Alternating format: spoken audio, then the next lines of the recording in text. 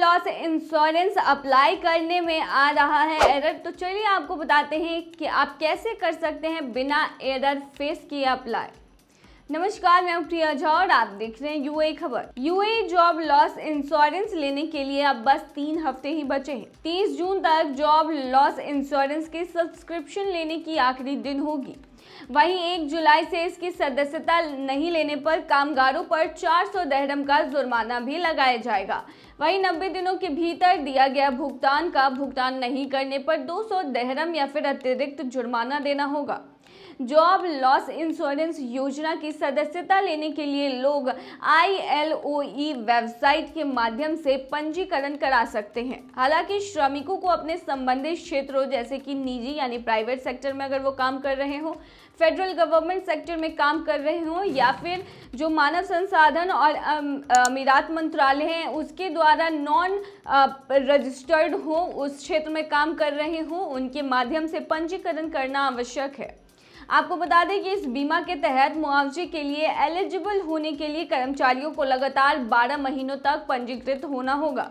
कर्मचारी www.iloe.ae पर जाकर या 60059955 पर डायल करके रजिस्ट्रेशन करा सकते हैं और पॉलिसी के नियमों और शर्तों पर अपना एक्सेस कर सकते हैं। अगर आपको इस स्कीम की सदस्यता लेने में दिक्कत आ रही है तो चलिए आपको प्रोसेस बताते हैं।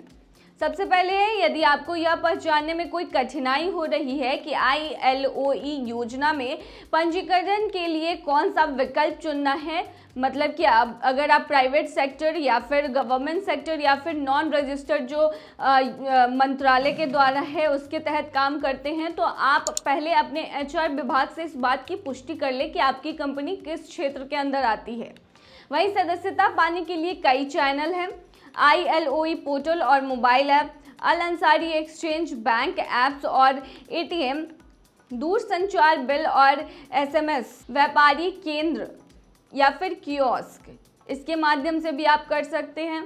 वहीं ILOE पोर्टल या ILOE ऐप पर आप रजिस्टर कैसे करें, चलिए इसके बारे में बताते हैं। तो इसके लिए आपको एक लिंक पर जाना होगा जो हमने इस वीडियो के डिस्क्रिप्शन बॉक्स में डाल दिया है। उस पर जाकर आप स्वचालित रूप से आपको उस पेज पर ले जाया जाएगा जहां आप इंडिविजुअल के रूप में या फिर एक केबल कंपनी के रूप में लॉगिन करना चुन सकते हैं। इंडिविजुअल चुनें और उसके बाद आप जिस भी सेक्टर में काम करते हैं उसका जो साइड में सर्कल होगा उसको जाके चूज करें। फिर आपको एक पेज पर पुनर्निर्देशित किया जाएगा जहां आपको अपनी अमीरात ID दर्ज करनी होगी। वहीं आपको अपने मोबाइल पर एक संदेश प्राप्त होगा जिसमें OTP होगा और आपको वो OTP उसमें दर्ज करना है और पेज का रीडायरेक्ट वापस किया जाएगा जहां आपको अपनी जानकारी दिखाई देगी।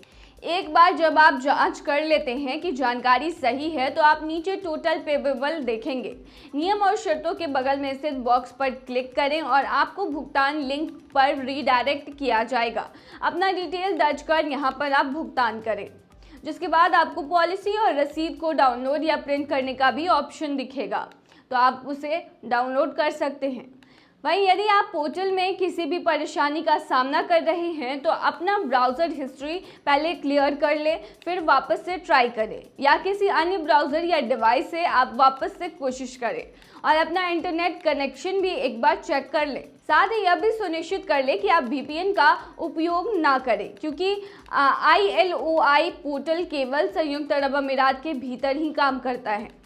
वहीं यदि आप मिनिस्ट्री ऑफ ह्यूमन रिसोर्सेज के तहत निजी क्षेत्र में काम कर रहे हैं और आपके पास एक सक्रिय श्रमिक कार्ड है और आप लॉगिन करते समय किसी एरर का सामना कर रहे हैं या आप अपने अमीरात ID नंबर के तहत किसी और का डिटेल आपको दिखाई दे रहा है, तो आप 60059955 पर कॉल करके जानकारी पा सकते हैं।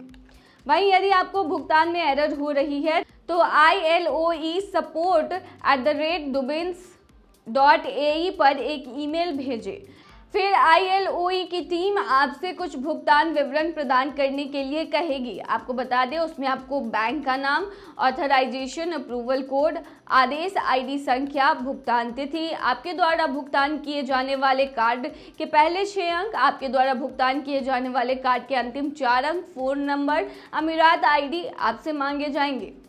वहीं यदि आप मुफ्त क्षेत्र या अर्ध सरकारी या फिर अंडर इमिग्रेशन के तहत काम कर रहे हैं तो आप non registered by ministry of human resources का ऑप्शन सेलेक्ट कर सकते हैं और इसे चुनकर आप रजिस्ट्रेशन करा सकते हैं। वहीं अपनी अमीरात आईडी दर्ज करना होगा आपको, इसमें यूएई का वैध मोबाइल नंबर दर्ज करना होगा, ओटीपी के अनुरोध करने पर अपने सभी डेटा और डिटेल का विवरण देना होगा आपको। फिर आपने एमिरेट्स आईडी, वर्क वीज़ा या रेसिडेंसी वीज़ा की एक कॉपी अपलोड करनी होगी और सुनिश्चित करना होगा कि आपका जो कॉपी अपलोड किया गया है वो 1 MB से कम हो। वहीं अपने डेटा की पुष्टि करें और अपने भुगतान के साथ आगे बढ़े और भुगतान करें। तो ये थी तमाम जानकारी। बने रही ऐसी ही खबरों के लिए यूएई खबर पर।